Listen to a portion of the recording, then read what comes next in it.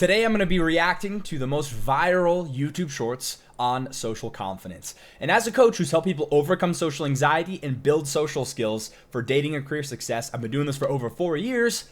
I'm a pretty good judge for this, and I'm going to be quite critical of the bad advice, and I'm going to praise the good advice. So let's get into it. Someone that deals with a crippling sense of insufficiency, your ability to discount any good thoughts you have in your mind is going to be so strong. If you try and lead with positivity first, I need to think it, wish it, believe it, and I will achieve it, your set point of negativity is going to just crush that into the ground. I'm speaking from personal experience, right? As the guy that was chronically unconfident and still has the imposter syndrome that does creep in. You have to start with action. It needs to be, okay, what would have had to have happened in a week's time for me to look back on that week and find pride in myself? Stop breaking promises to yourself. When you say, I'm going to wake up tomorrow at 7 a.m. and when the option comes to hit the snooze button, don't do it. There's one win that you've got for the day. That's action, right? You want to leave your job and become a writer. Okay, can you commit to writing one blog post on Substack per week for the next 3 weeks? That would make you feel like less of a loser if you did that. Action has to come first.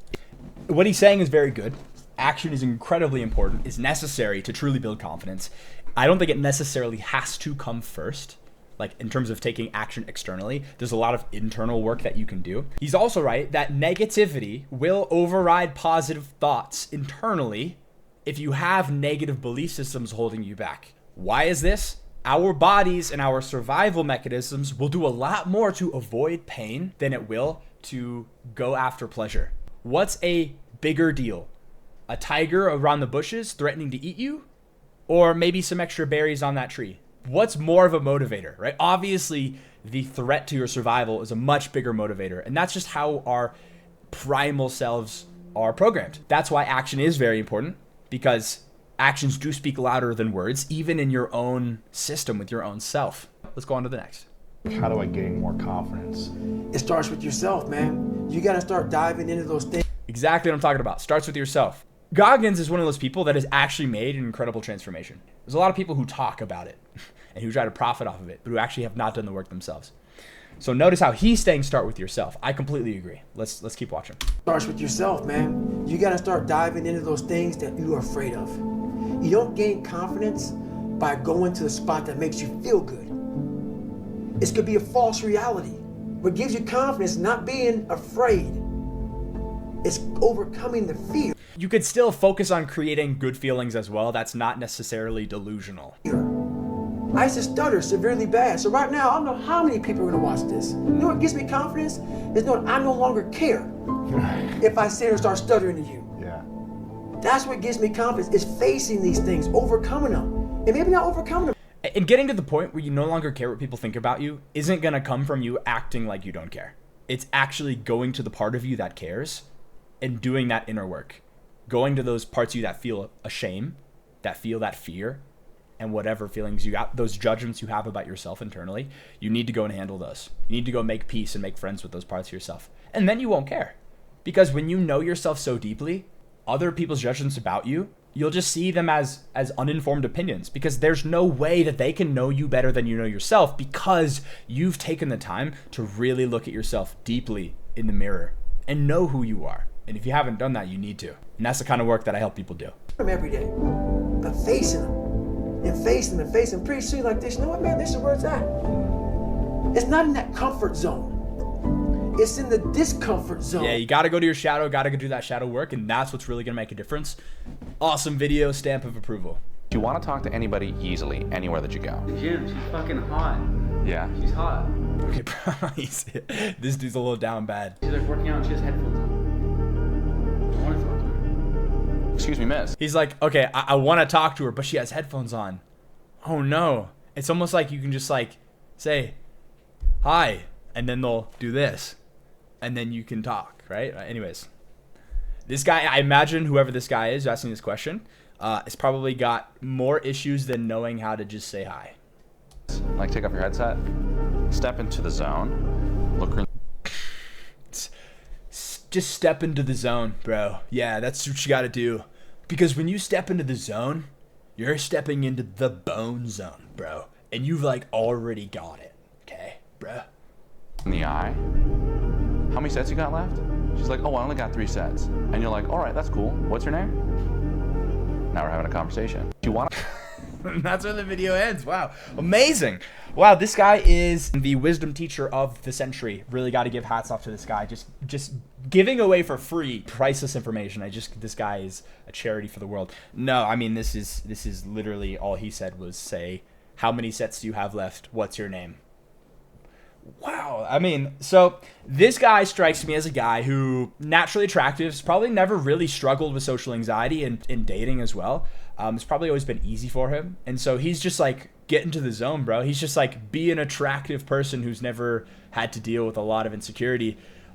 Is horrible advice for most people, and anybody who's got actual social anxiety, it's not going to work. What most people do not understand when it comes to approaching strangers, either in a dating context or not, is it has way less to do with the words you're saying and what you're saying, and has way more to do with your vibe and your energy.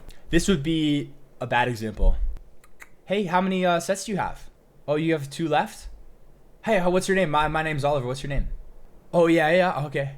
Hey, can I get your number? Like, so that would be bad because I've got this like not relaxed, but like this like on edge energy, putting out this needy energy where I'm trying to get the phone number. I want your validation. I want to get from you. As long as you're trying to take from people and you're giving off a needy energy, that's one of the worst things you can do. And it will socially repel people time and time again.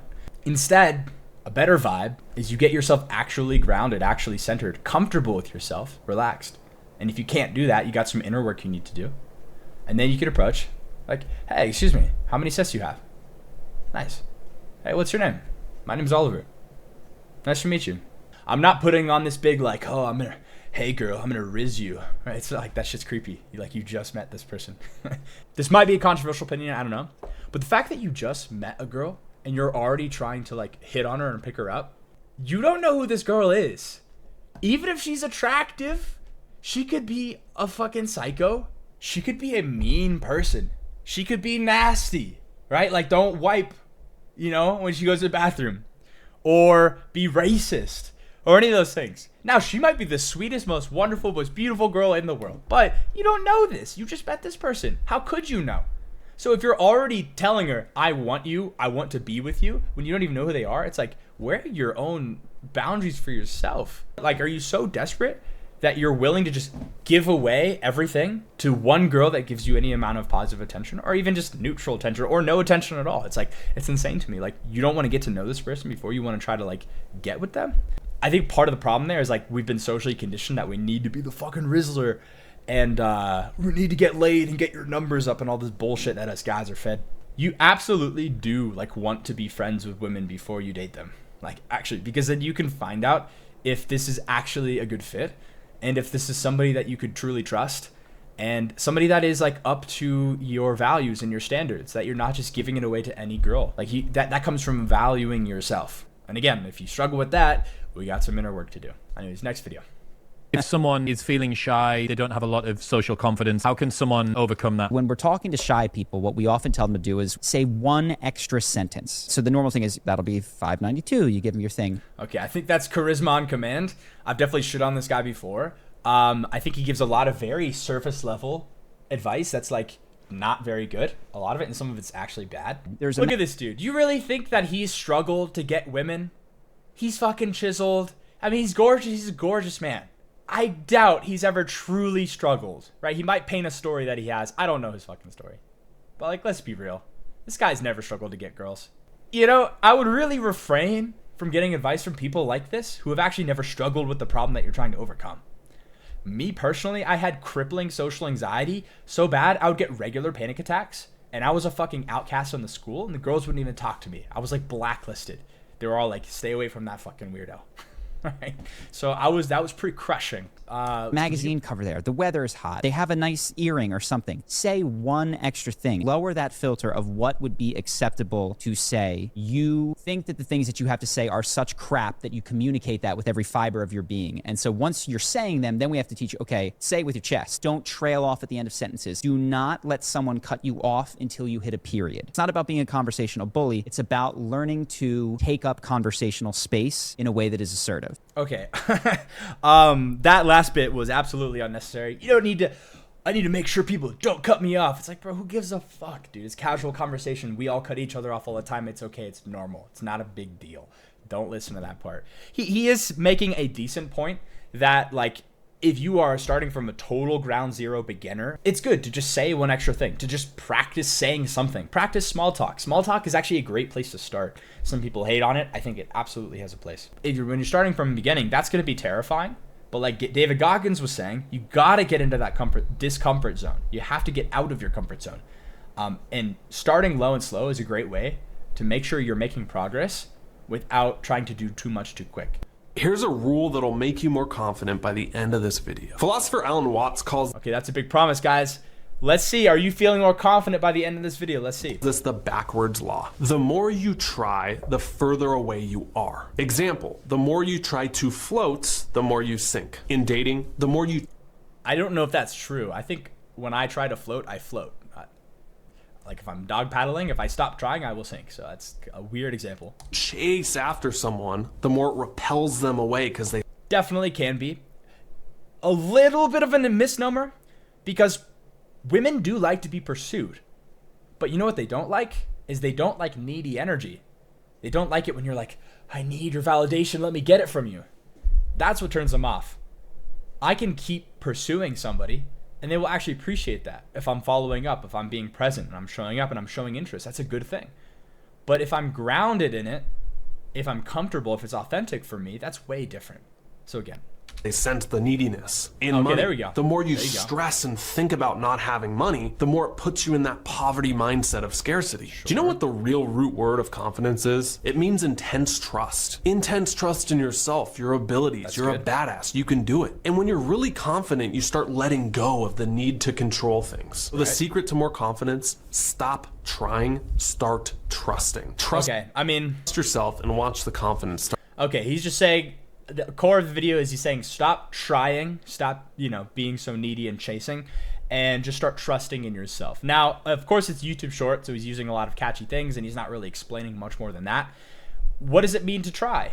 Like, how do we know when we're trying or we're not trying, right? Sometimes we run into the problem of not trying enough, not being present enough, and then we don't connect with anybody.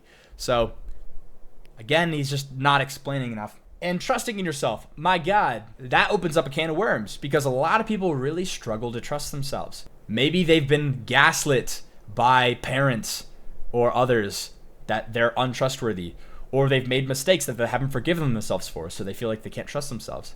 And just telling somebody to trust themselves usually isn't going to be the fix to them actually trusting themselves. They need to do some deeper inner work. So that seems to be the theme of these videos, is like, these people are giving too much surface level advice, and there's deeper inner work that needs to be done. David Goggins was the closest, because he's done that work himself.